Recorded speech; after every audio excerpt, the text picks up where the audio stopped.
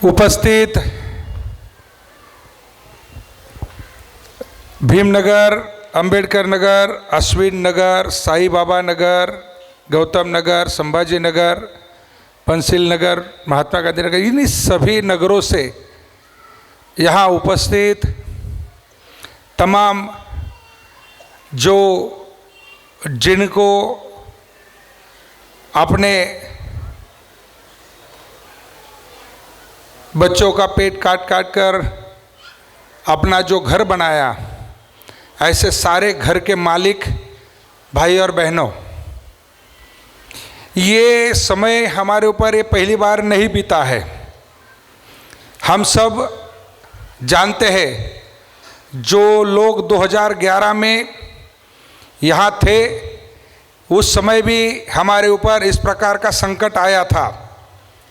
हमने नीचे के स्कूल में 2 बड़ी सभाएं लेकर उस चीज़ का विरोध किया और उस विरोध के बाद 15 वर्ष बीते।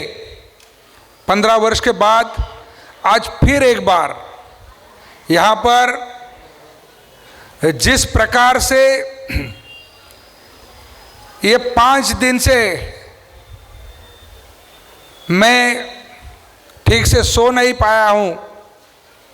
मैंने सारे संबंधित जो लोक प्रतिनिधि है उनको भी जगाने का काम किया, उनको जाकर इसका अर्थ समझाने का प्रयास किया, क्योंकि हर दम ही मेरा कष्टकरियों के साथ जो रिश्ता है, वो जो मैं यहाँ रहने को आया था तब से लेके आज तक का, इसमें किसी भी प्रकार का बदलाव नहीं आया है। बदलाव परिस्थिति में आया है। हमने जो सपना देखा था वो सपना 25 साल में काफ़ी मात्रा में पूरा होता दिखाई दे रहा है। और जब हम पूरी तरह इस सपने को छूने के लिए बस हाथ ही लगाने वाले थे, तो फिर एक बार इस प्रकार का ये माहौल इस नई मुंबई में शुरू हुआ है। दोस्तों, जो बात मैं आपके सामने रखने जा रहा हूँ, यह आज कोई आंदोलन नहीं है, या आज कोई यहाँ पर कोई प्रचार की सभा नहीं है, ना ही यहाँ पर हम किसी का विरोध कर रहे हैं। हम सिर्फ सरकार ने लिए हुए जो 2 अहम फैसले हैं उसके बारे में सिर्फ आपको इत्तला करना चाहते हैं। उसके बाद जो भी निर्णय होगा अब पहली तरह नहीं है। अब दीघा से लेके नेरुल तक के सभी लोग हमसे जुड़े हुए हैं। लोग बाग पूछताछ करते हैं, खबर निकालते हैं और सहयोग करने का भी प्रयास करते हैं। मैं यहाँ पर 2 बातें, शायद यहाँ गौतमी ने आपको बताया होगा, हमें यहाँ पर आज मैंने कहा ही था कि कोई भाषण नहीं करना है, क्योंकि हमें सरकार के खिलाफ कोई बात नहीं करनी है। सिर्फ हम ये कहना चाहते हैं, हमारा कानूनन जो हक है उस हक को आपको संवैधानिक रूप से रखना है। अगर इसमें कोई भी परिवर्तन होता है तो हम निश्चित रूप से जो कल हमारी भूमिका थी वो भूमिका आज भी रहेगी, उसमें कोई भी फर्क नहीं होगा।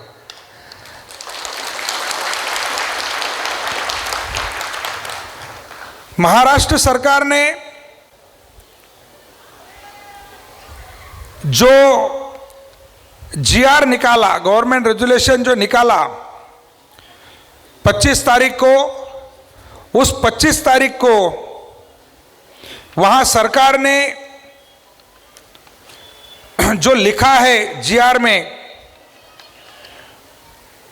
शायद उसी दिन भीमनगर में मेरा सत्कार था, मैं वहां गया था और मैंने अपने आधा घंटे के भाषण में सरकार का अभिनंदन किया, क्योंकि सरकार ने हमें उस प्रकार से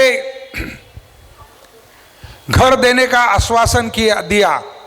मैं जो जीआर पढ़ रहा हूं वो जीआर में लिखा है 500 चौरस फुटापर्यंत सर्व निवासी अतिक्रमणे विनामूल्य नियमानुकूल करण्यात यावीत। 500 चौरस फूट क्षेत्रापेक्षा अधिक परंतु 1,500 चौरस फुटापेक्षा अधिक नसलेली अतिक्रमणे नियमानुकूल करताना पहिल्या 500 चौरस फूट क्षेत्रफळाच्या सर्व निवासी अतिक्रमणे विनामूल्य नियमानुकूल करण्यात यावे। यानी कि इसका अर्थ यह है कि सरकार ने जीआर निकाला है और यही जब चुनावी सभा थी ऐरोली में, उस समय आदरणीय मुख्यमंत्री देवेंद्र जी फडणवीस जी ने वहाँ आश्वासन दिया था, कहा था कि हम नई मुंबई में गरजेपोटी बांधलेली घरं, यानी कि जो भूमिपुत्र है उन्होंने जो यहाँ पर बांधकाम किया है, जो अतिक्रमण हुआ है, उनको तो हम रेगुलाइज करेंगे ही, लेकिन झोपड़पट्टी वाले को भी रेगुलाइज करेंगे। यानी कि झोपड़पट्टी को भी उसके नीचे की जो भूमि है, जमीन है, वो देंगे। और ये चीज बहुत दूर की नहीं, मैं 3 महीने पहले की कह रहा हूं। और यहाँ ये जो जीआर है, जीआर में ये लिखने के बाद में मुझे बहुत खुशी हुई कि यहाँ पर जो हमें आश्वासन दिया गया था, ये आश्वासन की पूर्ति हुई है। अब हमें जो हमारे नीचे की ज़मीन है वो 500 स्क्वायर फुट का घर, यानी कि वो ज़मीन हमें मिल जाएगी। और जिनका 1500 फुट का घर है उनको जो आज का बाजार मूल्य है उसके 10%, यानी कि मुफ्त में ही वो ज़मीन मिलने वाली है। ऐसा ही ये जीआर कहता है, ऐसा ही गवर्नमेंट रेजुलेशन कहता है। लेकिन उसके तुरंत ही बाद दूसरे दिन एक टेंडर पब्लिश हुआ, क्योंकि मुझे एमआईडीसी में, सिडको में जो भी चीज होती है, 19-20 भी है, तो मैं उसकी पूरी स्टडी करता हूं। मैंने जब टेंडर देखा और टेंडर देखने के बाद में मैंने अभिजीत को कहा कि ये 300 पन्नों का टेंडर है, ये इंग्लिश में है, आप इसे पढ़ो, ये क्या है। और उन्होंने पढ़ने के बाद में मुझे फिर एक बार फ़ोन किया, कुछ कागजात प्रिंट करके मेरे सामने रखे। उस दिन महासभा थी और हमने वो टेंडर पढ़ने के बाद में, वो कागज़ देखने के बाद में हमारा तो दिमाग ही काम नहीं कर रहा था। हमने सोचा ये ऐसा कैसे हो सकता है। कल तो मैंने भीमनगर में अपने भाषण में ये सारी चीज़ों का बहुत अच्छी तरह सरकार का स्वागत किया, सम्मान किया, आभार प्रकट किए, और आज ये मैं क्या देख रहा हूँ। उसके बाद मैं जिन जिन के नाम यहाँ ले रहा हूँ वो किस लिए मैं ले रहा हूँ, इसमें कोई राजनीति नहीं है, इसमें किसी भी प्रकार का दोगलापन नहीं है, क्योंकि मैं दीघा से लेके नेरुल तक के सारे झोपड़ी वालों के साथ, उनके नेताओं के साथ जो जो बात मैंने की वो मैं आपको बताता हूँ।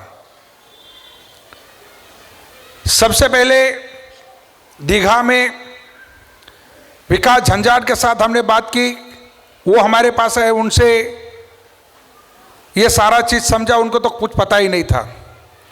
उनके बाद मैंने विजय जी चौगुले के साथ बात की, उनको भी ये बात जो है ये पूरी तरह ये मालूम नहीं थी। हमने उसको समझाया कि एसआरए क्या है और ये टेंडर का अर्थ क्या है, इससे क्या नुकसान होगा और कैसे लोगों का घर टूटेगा। उनके साथ फ़ोन पर 6 से 7 बार मेरी बात हुई। उन्होंने कहा कि ये बराबर है, सब मिलके जुट के इसका विरोध करना पड़ेगा। फिर मैंने आदरणीय नाइक साहब के साथ इस चीज़ पे बात की, उनको कहा, उन्होंने भी कहा कि ये गलत चीज़ है, इसे सुधारने के लिए मुख्यमंत्री जी से बात करेंगे। जैसे यहाँ दोनों के भी स्टेटमेंट मेरे पास दिख रहे हैं। आदरणीय नाइक साहब का स्टेटमेंट हमने यहाँ पर देखा, उन्होंने मुख्यमंत्री जी को चिट्ठी लिखी है और वो जो टेंडर है उसे रद्द करने का भी उन्होंने अनुरोध किया है, आग्रह किया है, लेकिन अभी हुआ नहीं है। वैसे मैंने आज सरकार राज के ऊपर विजय जी चौगुले जी का भी की यहाँ पर एक स्टेटमेंट देखा, उसमें भी उन्होंने कहा है कि क्लस्टर होगा कि ये होगा, लेकिन उन्होंने आदरणीय उप मुख्यमंत्री जी से बात करके ये जो टेंडर है इसे स्टे मिला है, ऐसा वर्डिंग मेरे साथ फ़ोन पे भी उन्होंने ऐसा ही कहा था। लेकिन आज मुझे जाहिर रूप से वो स्टेटमेंट यहाँ पर सुनने को आया, देखने को आया। अगर यहाँ पर इस चीज़ को स्टे मिला है तो टेंडर लाइव नहीं रहना चाहिए। टेंडर आज लाइव है ना, टेंडर 11 मई तक उसकी मुदत है, यानी टेंडर लाइव अगर स्टे मिला है तो टेंडर यहाँ साइड से हटना चाहिए। जब टेंडर हटा नहीं है साइड से तो कोई स्टे नहीं है, कोई रुकावट नहीं है। दोस्तों, मैं आपको हाथ जोड़ के कहता हूँ, 2 महीने पहले चुनाव था, जो राजनीति थी वो अलग है। आज किसी के भी गरीब कष्टकरियों के घर को हाथ नहीं लगना चाहिए। कुछ लोगों को जरूर हमारे अंदर मतभेद हो सकते हैं, लेकिन किसी गरीब का झोपड़ा उजाड़ के वो चीज़ को यहाँ पर कुछ भी नहीं करना है। ये मैं आपको बार बार इसलिए कह रहा हूँ, ये टेंडर का अर्थ ये है, यहाँ सरकार कह रही है कि झोपड़े के नीचे की ज़मीन हम आपको देंगे, 500 चौरस फुट के अंदर के जो लोग हैं उनको मुफ्त में देंगे, और 1500 वाला जो रहेगा आगे के 1000 का हम 10% खाली लेंगे। अरे हम तो 100% देने को तैयार है ना, हमारी जो ज़मीन है उसको 100% देने को तैयार है। जो पीएबी को 7 लाख रुपए गुंठा से आप ज़मीन देते हो, हमारे हर झोपड़े वाला, किसी ने फोकट में घर मांगा है सरकार से? अगर फोकट में मांगा है तो हाथ ऊपर करो। फोकट में घर मांगा है? फोकट में घर चाहिए? अगर फोकट में घर नहीं चाहिए, आपको यहाँ पर जो 380 एकड़ जमीन है, ये जमीन में 120 एकड़ में हमारे पूरे नई मुंबई के लोगों का पुनर्वसन आप करोगे। पुनर्वसन की कोई गारंटी नहीं है।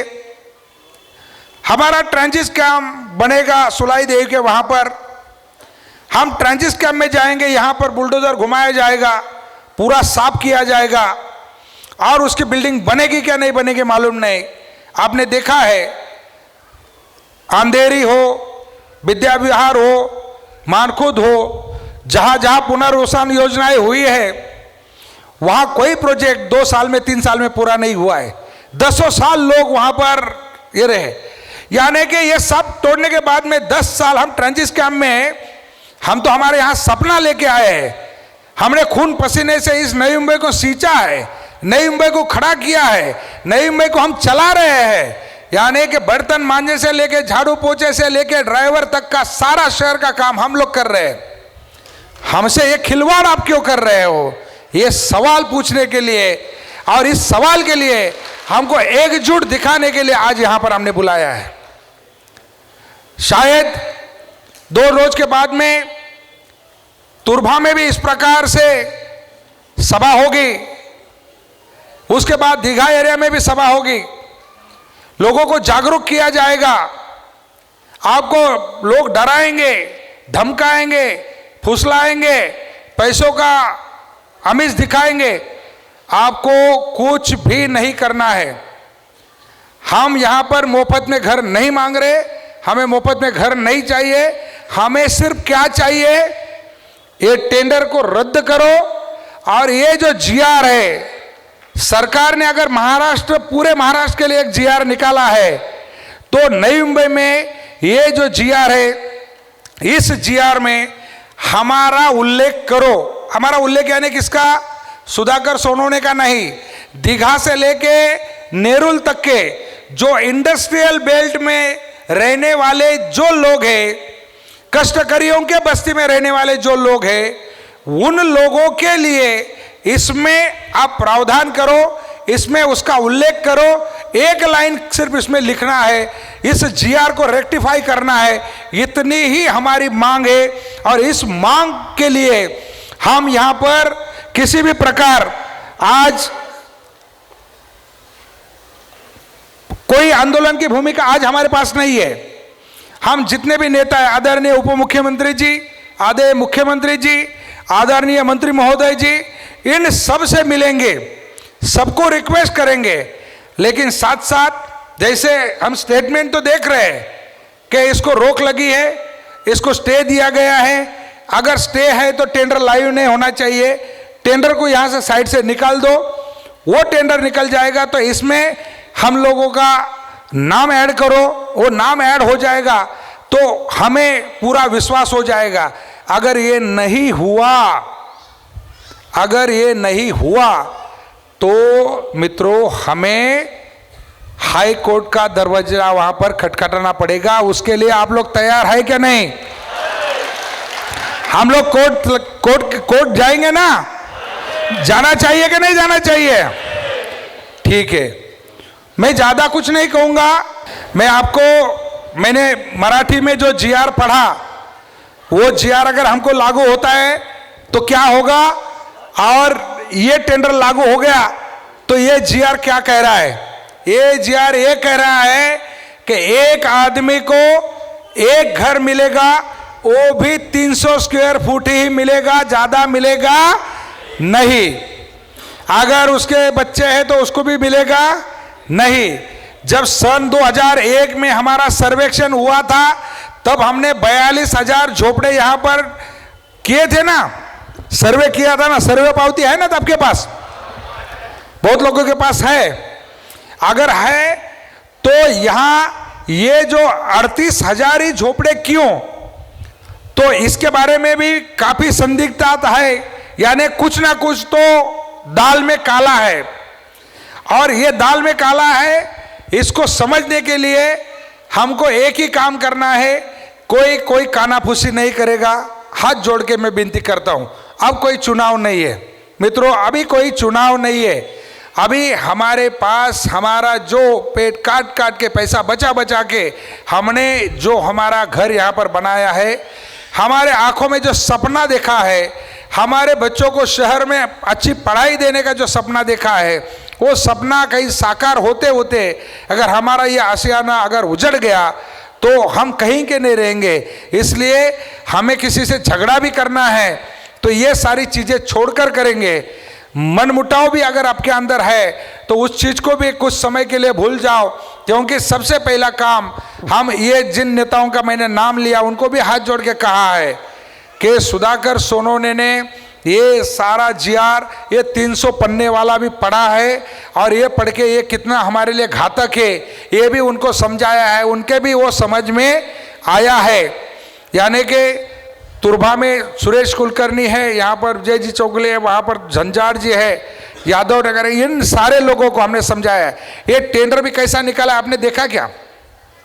अब इसमें ये जीआर में लिखा है वने आणि टावर खालची ती वगळून, यानी कि जहां हाईटेंशन गया है उन लोगों का पुनर्वसन नहीं होगा। नंबर 1 वने, अब यहां पर बंजारवाड़ी का उल्लेख किया है, लेकिन वो सारी की सारी जमीन जो है मुल्ला टेलर के इधर से नीचे तक वो पूरी वने है, यानी फॉरेस्ट लैंड है। अपना अश्विन कुमारी पूरा फॉरेस्ट लैंड है। तो ये वने यानी जीआर में लिखा है। अगर हमारे सामने जीआर है, सरकारी रिजोल्यूशन है, इसके बावजूद भी अगर हम कहेंगे कि मेरे नेता ने कहा है कि कुछ नहीं होगा, तो ये हम मानने को तैयार नहीं है, क्योंकि यहाँ लिखा है वो टेंडर वहाँ लाइव है। वो टेंडर जब तक साइड से नहीं निकलता है तब तक हमें किसी भी हाल में इस टेंडर को रोकने के लिए और ये जीआर में सुधार करने के लिए कोर्ट का दरवाजा खटखटाना पड़ेगा। उसमें काफ़ी समस्याएं निर्माण हो सकती है, काफ़ी समस्याएं निर्माण हो सकती है। उन सारे समस्याओं से निपटने के लिए हम लोग तैयार हैं।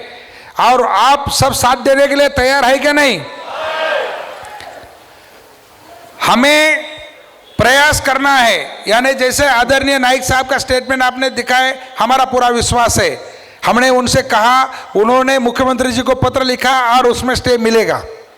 दूसरे, इसमें हमें यहाँ पर विजय चौगुले का भी स्टेटमेंट देखा है। हम चाहते हैं कि भाई उसको स्टे मिले, अच्छी बात है। हमारे आपके साथ में कोई मनमुटाव नहीं है। जो भी है सारे बस्ती वाले एक जैसे ही है, दीघा से लेके बेलापुर तक के, वो सब कष्टकरी है। 4-2 लोग हैं, उनको हमें नहीं देखना है। हमें ज़्यादा से ज़्यादा लोगों का फायदा कहाँ है और नुकसान कहाँ है, ये देखना है। इसलिए मैं आप सबको हाथ जोड़ के विनती करता हूँ। आज सिर्फ मैंने आपको ये समझाया है, कल से हमारा जो युद्ध है वो शुरू हो जाएगा। यानी कि सारे बस्तियों में जाके ये सारी चीज़ें उन नगर सेवकों के साथ में लोगों को बताया जाएगा। और शायद ज़रूरत पड़ी, अगर मोर्चा निकालना पड़ेगा, कोर्ट में तो हम जाएंगे, वकीलों को लेके जाएंगे, लेकिन अगर मोर्चा निकालने की आवश्यकता पड़ी तो आप लोग सब आओगे? सब जुट के आएंगे? हम सब